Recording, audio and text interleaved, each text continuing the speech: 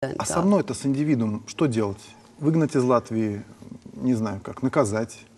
Вот 9 мая праздник для меня и все. Хоть вы тут молотом попробуйте перековать. Es domāju, ka vajag varbūt meklēt kaut kādas analoģijas citu valstu vēsturē. Nu, piemēram, Vācija pēc kara.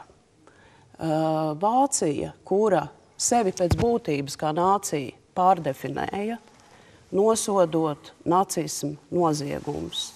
Tas nenozīmē, ka šos noziegumus nosoda tikai politiķi. Piemēram, Vilijs Brants aizbrauc uz Poliju un nokrīt Varšavā uz ceļiem, lai atvainotos.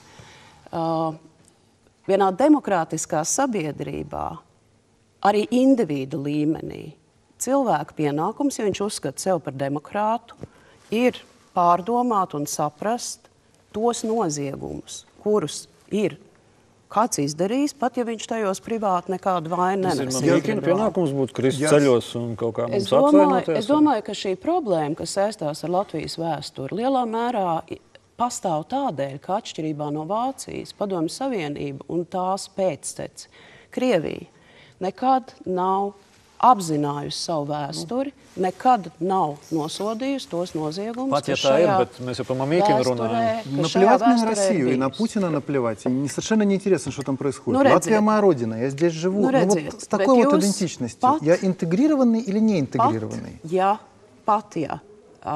Putins nekad nav saņēmies uz to, kas būtu jāizdara viens valsts vadītājiem, tas ir uzņemties atbildību par pagātni un pagātnes arī noziegumiem, tad es teiktu, ka jums, ja jūs sevi uzskatāt par demokrātu, jūs to varat izdarīt individuālā līmenī.